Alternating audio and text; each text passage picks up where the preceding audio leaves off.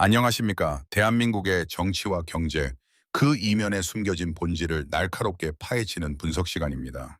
최근 우리 사회를 관통하는 가장 무거운 화두는 단연 생존입니다.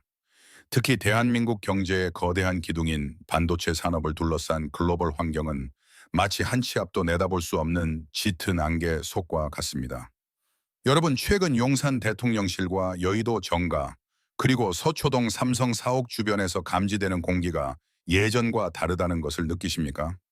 과거 우리가 누렸던 메모리 불패의 신화가 도전을 받고 있으며, 이제는 단순히 기술력을 넘어 국가 간의 외교적 역량과 기업의 면군을 건 거대한 도박판이 벌어지고 있기 때문입니다. 먼저 지금의 상황을 냉정하게 짚어볼 필요가 있습니다. 우리는 그동안 초격차라는 단어 아래 안주해 왔을지도 모릅니다. 하지만 그 사이 일본은 과거의 영광을 되찾기 위해 국가적 자존심을 걸고 라피더스를 출범시켰으며, 중국은 반도체 굴기라는 거대한 자본의 파도를 앞세워 우리 턱 밑까지 추격해왔습니다. 특히 최근 목격되는 일본의 소부장 기술력과 중국의 막대한 자본력이 결합하는 소위 비공식적 연대는 우리 반도체 생태계에 전례 없는 위협으로 다가오고 있습니다. 여러분도 잘 아시다시피 인공지능 AI 혁명의 정점에 서 있는 엔비디아는 현재 전 세계 반도체 기업들의 생사 여탈권을 쥐고 있는 독점적 구매자입니다. 그동안 시장에서는 삼성전자가 엔비디아의 까다로운 기준을 충족하지 못해 HBM 주도권을 경쟁사에 내주었다는 우려 섞인 분석들이 쏟아졌습니다. 실제로 여의도 증권가에서는 삼성전자의 미래에 대해 부정적인 리포트가 이어졌고, 이는 곧 대한민국 경제 전반에 대한 불안감으로 확산되었습니다. 하지만 여기서 우리가 주목해야 할 반전의 서사가 시작됩니다. 모두가 삼성의 위기를 말할 때 내부에서는 조용하지만 강력한 대반격의 칼날을 갈고 있었습니다. 그것이 바로 오늘 우리가 집중적으로 다룰 6세대 HBM사입니다. 이는 단순히 기존 제품의 성능을 개선한 수준이 아닙니다. 파운드리와 메모리의 경계를 허무는, 그야말로 반도체 산업의 패러다임을 통째로 바꾸는 전략입니다. 많은 이들이 묻습니다. 일본과 중국이 손을 잡았는데 과연 삼성이 다시 일어설 수 있을까라고 말이죠. 하지만 경제사에서 위기는 항상 새로운 질서를 만들어냈습니다. 과거 IMF 외환 위기를 극복하고 세계적인 IT 강국으로 우뚝 섰던 저력이 우리에게는 있습니다. 지금의 반도체 위기 역시 우리가 어떻게 대응하느냐에 따라 일본과 중국을 완전히 따돌리고 독보적인 위치를 굳힐 수 있는 결정적 기회가 될 수 있습니다. 이번 K 반도체의 방역은 단순한 기업 간의 경쟁을 넘어선 국가 대항전의 양상을 띠고 있습니다. 반도체는 이제 단순한 부품이 아니라 국가의 안보이자 주권입니다. 일본의 견제와 중국의 추격, 그리고 엔비디아라는 거대 공룡 사이에서 삼성전자가 어떻게 세계 최초라는 타이틀을 지켜내며 승전고를 울릴 수 있었는지, 그 복잡한 역학관계를 데이터와 팩트를 중심으로 하나씩 풀어보겠습니다. 오늘의 분석은 감정에 호소하는 응원이 아닙니다. 차가운 이성과 철저한 시장 분석을 통해 우리 경제가 나아가야 할 방향을 제시하는 시간이 될 것입니다. 삼성의 HBM사가 왜 일본과 중국 연합의 몰락을 예고하는 서막이 되었는지, 그리고 엔비디아가 왜 결국 삼성의 손을 잡을 수밖에 없었는지, 그 구체적인 내막 속으로 들어가 보겠습니다. 이제 본격적으로 시장의 이면을 들여다보겠습니다. 제2부에서는 우리를 위협하는 가장 강력한 변수, 바로 일본과 중국의 전략적 밀월 관계와 그들이 가진 치명적인 한계에 대해 심층 분석해 보겠습니다. 현재 글로벌 반도체 시장에서 목격되는 가장 기이한 현상은 과거의 앙숙이었던 일본과 중국이 타도 한국이라는 기치 아래 보이지 않는 연대를 형성하고 있다는 점입니다. 일본은 1980년대 세계 반도체 시장의 50% 이상을 점유했던 과거의 영광을 재현하기 위해 국가적 사활을 걸고 있습니다. 그 선봉에 서 있는 것이 바로 라피더스입니다. 일본 정부는 천문학적인 보조금을 쏟아붓고 있으며 도요타, 소니, 소프트뱅크 등 일본을 대표하는 8개 기업이 의기투합했습니다. 하지만 일본에게는 결정적인 약점이 있습니다. 바로 양산 경험의 부재와 미세 공정 기술의 격차입니다. 이를 극복하기 위해 일본이 선택한 전략은 자신들이 가진 세계 최고 수준의 소재 부품 장비, 즉 소부장 경쟁력을 지렛대 삼아 중국의 거대 자본 및 내수 시장과 교류하는 것입니다. 중국 역시 미국의 강력한 수출 규제로 인해 첨단 노광 장비 수입이 막히자 일본의 중고 장비와 범용 기술에 손을 내밀고 있습니다. 중국 전역에 우후죽순 생겨나고 있는 레거시 범용, 공정 팹들은 이미 전 세계 저가 반도체 시장을 잠식하고 있습니다. 이들이 노리는 것은 명확합니다. 한국이 장악한 첨단 메모리 시장의 하단부를 무너뜨려 우리의 수익성을 악화시키고 그 자금력으로 첨단 기술 격차를 좁히겠다는 계산입니다. 여의도 금융권에서는 이를 가두리 양식 작전이라 부르기도 합니다. 한국을 첨단 시장과 저가 시장 사이의 좁은 틈에 가두어 고사시키겠다는 전략이죠. 그러나 이러한 일본과 중국의 연합체에는 우리가 반드시 간파해야 할 세 가지 결정적인 결함이 존재합니다. 첫째, 신뢰의 결핍입니다. 일본과 중국의 협력은 철저하게 필요에 의한 일시적 결합일 뿐 근본적인 기술 공유는 이루어지지 않고 있습니다. 일본은 핵심 기술이 중국으로 유출되어 부메랑으로 돌아올 것을 극도로 경계하고 있으며 중국 또한 일본의 장비에 지나치게 의존하는 상황을 탈피하고 싶어 합니다. 둘째, 미국의 강력한 가이드라인입니다. 용산 대통령실 외교 안보 라인에서 가장 예의주시하는 대목이기도 합니다. 미국은 대중국 반도체 장비 수출 규제를 갈수록 강화하고 있으며 일본 역시 미국의 영향력 아래 있는 이상 일정 선을 넘는 협력은 불가능합니다. 결국 일본과 중국의 연대에는 넘을 수 없는 명확한 유리천장이 존재한다는 의미입니다. 셋째, 가장 중요한 것은 HBM이라는 특수성입니다. 고대 역폭 메모리는 단순히 장비가 좋다고 만들 수 있는 제품이 아닙니다. 설계부터 패키징, 그리고 파운드리와의 정밀한 협업이 필수적인 종합 예술의 영역입니다. 일본은 패키징 기술은 우수 하나 전체를 조율할 거대 메모리 제조사가 없고 중국은 설계 역량은 올라왔으나 미세 공정의 수요를 잡지 못하고 있습니다. 결국 일본과 중국이 각자의 퍼즐 조각을 맞추려 애쓰는 동안 삼성전자는 이미 그들이 상상하지 못한 차세대 통합 솔루션을 완성해 가고 있었습니다. 그들은 우리가 위기에 빠졌다고 믿었겠지만 사실 삼성은 그들이 파놓은 함정을 HBM사라는 압도적인 기술력으로 뛰어넘을 준비를 마친 상태였습니다. 이제 시장의 눈은 엔비디아가 왜 그 수많은 선택지 중에서 결국 다시 삼성의 손을 잡을 수밖에 없었는지 그 운명적 선택의 배경으로 향하고 있습니다. 다음 장에서는 삼성전자가 어떻게 일본과 중국의 포위망을 뚫고 엔비디아의 심장을 공략했는지 그 구체적인 전술을 분석해 보겠습니다. 삼성이 침묵을 깨고 내놓은 대답은 명확했습니다. 그것은 단순히 메모리 용량을 늘리는 것이 아니라 반도체의 구조 자체를 재정의하는 것이었습니다. 여러분, 인공지능 AI 시대의 반도체는 과거와 완전히 다른 문법을 요구합니다. 과거에는 CPU나 GPU가 명령을 내리면 메모리는 그저 데이터를 가져다주는 조력자에 불과했습니다.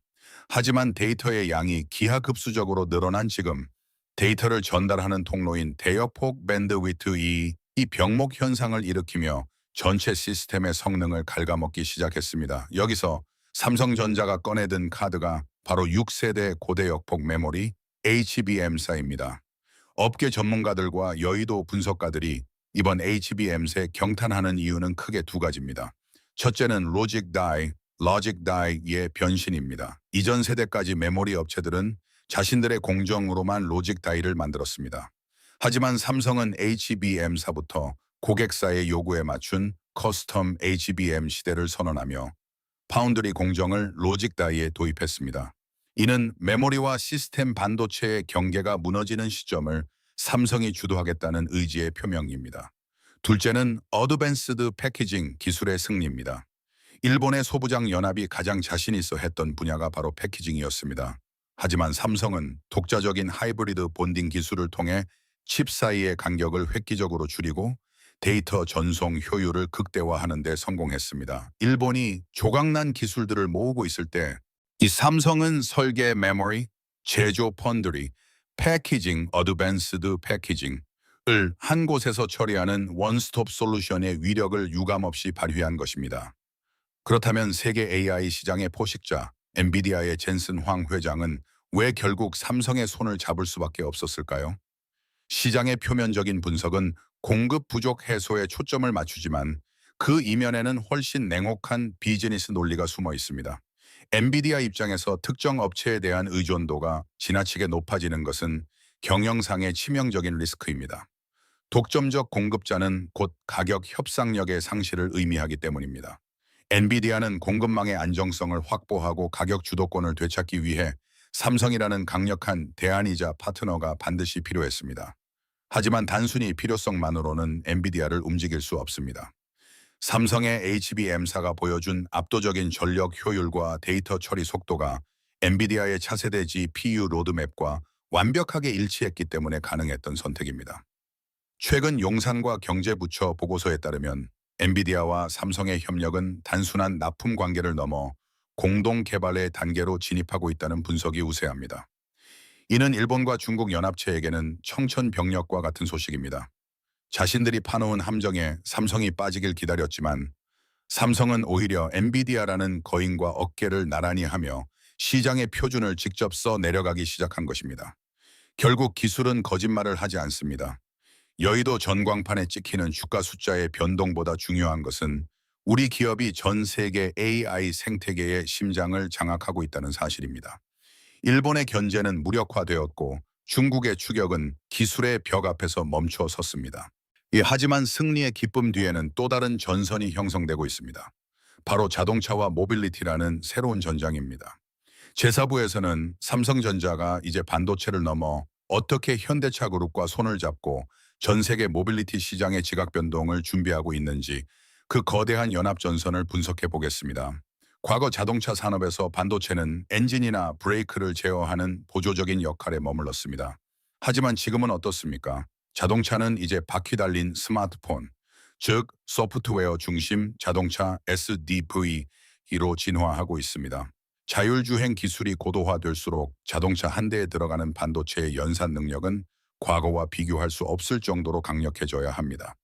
여기서 삼성전자의 고성능 메모리와 파운드리 기술이 현대차의 하드웨어 제조 역량과 만나게 된 것입니다. 최근 여의도와 용산 경제수석실에서 흘러나오는 핵심 키워드는 탈글로벌 의존입니다. 현대차 그룹은 그동안 인포테인먼트나 자율주행 칩을 해외 설계 업체에 의존해 왔으나 이제는 삼성전자와의 협력을 통해 설계부터 제조까지 이어지는 수직 계열화를 꿈꾸고 있습니다. 이는 단순한 협력을 넘어 대한민국의 두 거인이 서로의 생존을 위해 등을 맞댄 전략적 요새를 구축한 것과 다름없습니다. 일본의 움직임 또한 예사롭지 않습니다. 토요타를 필두로 한 일본 자동차 연합은 자국 반도체 기업들과 협력하여 일본판 SDV 표준을 만들기 위해 혈안이 되어 있습니다. 그들은 과거 가전과 반도체에서 한국의 주도권을 내줬던 뼈아픈 역사를 반복하지 않기 위해 자동차라는 마지막 보루를 지키려 합니다. 특히 일본은 소부장 소재 부품 장비의 강점을 활용해 차량용 전력 반도체 분야에서 우리를 거세게 압박하고 있습니다. 하지만 우리 K연합에는 일본이 가지지 못한 결정적인 무기가 있습니다. 바로 속도와 통합입니다. 삼성전자는 현대차에 단순히 칩을 공급하는 것을 넘어 자율주행의 핵심 두뇌인 엑시노스 오토 시리즈를 통해 차량 내 엔터테인먼트부터 복잡한 주행 연상까지 한 번에 처리하는 최첨단 솔루션을 제공하고 있습니다. 여기에 현대차의 방대한 주행 데이터가 결합하면서 학습과 추론에 최적화된 맞춤형 AI 반도체가 탄생하고 있는 것입니다. 중국 역시 막대한 보조금을 바탕으로 전기차와 차량용 반도체 시장을 공략하고 있지만 안전과 신뢰성이 최우선인 자동차 시장에서 중국산 칩의 한계는 명확합니다. 영하 40도의 혹한부터 영상 150도의 고온을 견뎌야 하는 가혹한 차량용 표준 AEC-Q100을 충족하면서도 테라바이트급 데이터를 순식간에 처리할 수 있는 기업은 전 세계적으로 손에 꼽힙니다. 삼성전자가 HBM 시장에서 보여준 압도적인 신뢰성이 이제 자동차 시장으로 전이되고 있는 것입니다. 정치권에서도 이러한 움직임에 힘을 보태고 있습니다. 여의도 국회에서는 반도체와 자동차 산업의 융합을 가속화하기 위한 세제 혜택과 규제 완화 논의가 활발합니다. 이는 단순한 기업 지원이 아니라 미중 갈등과 글로벌 공급망 재편 속에서 대한민국이 살아남기 위한 국가 생존 전략이기 때문입니다. 현대차의 자율주행 시스템에 삼성의 HBM사가 탑재되어 전 세계 도로를 누비는 모습은 더 이상 먼 미래의 상상이 아닙니다. 결국 모빌리티 전쟁의 승패는 누가 더 똑똑한 두뇌를 가장 안정적으로 공급받느냐에 달려 있습니다. 일본과 중국이 각자의 이해관계에 매몰되어 있는 사이 삼성과 현대차는 국가적 차원의 시너지를 내며 미래 시장의 표준을 선점해가고 있습니다.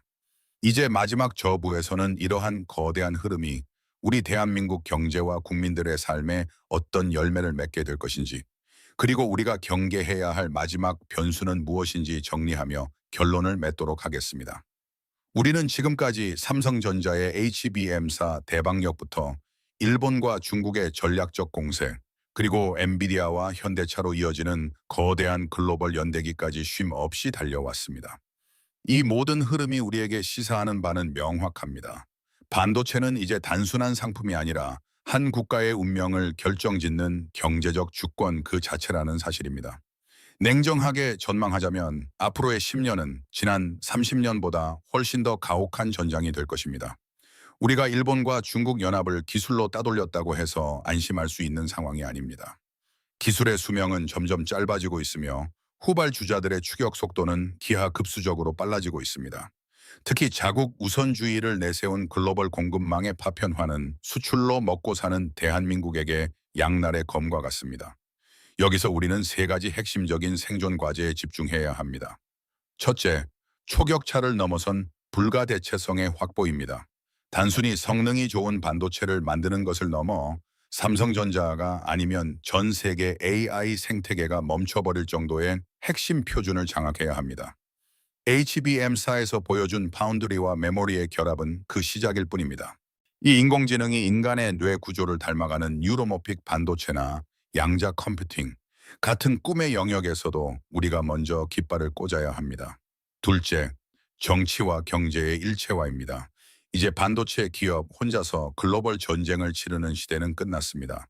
용산 대통령실의 외교적 역량과 여의도 국회의 정책적 뒷받침이 유기적으로 맞물려야 합니다.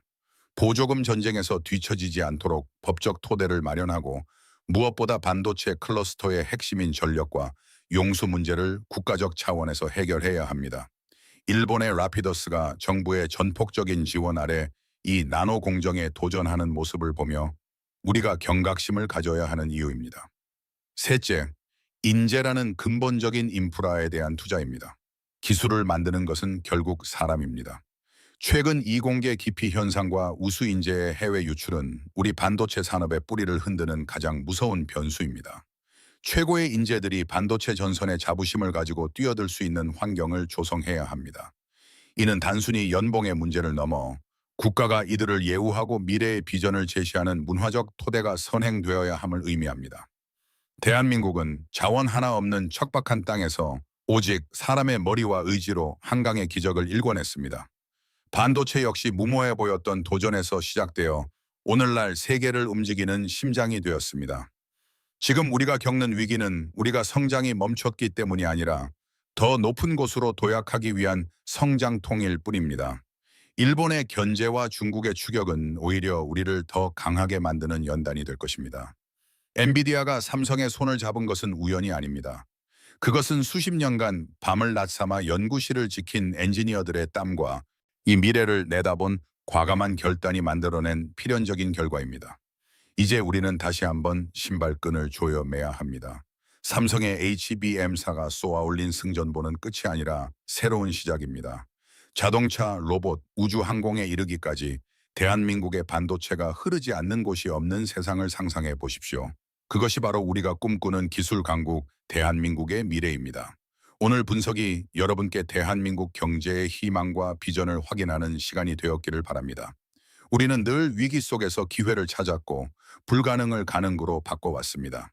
이번 반도체 전쟁 역시 우리는 반드시 승리할 것이며, 그 승리의 결실은 대한민국 경제의 새로운 전성기로 돌아올 것입니다.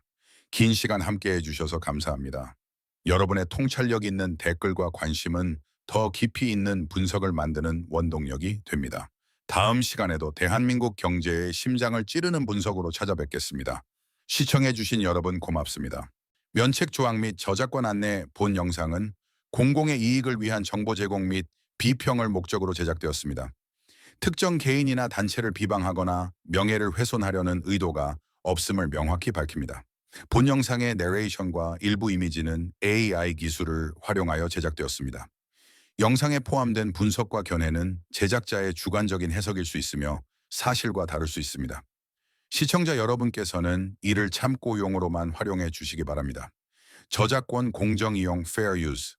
본 영상에 사용된 자료는 저작권법의 공정이용 원칙을 준수하며 비평 및 교육 목적으로 인용되었습니다.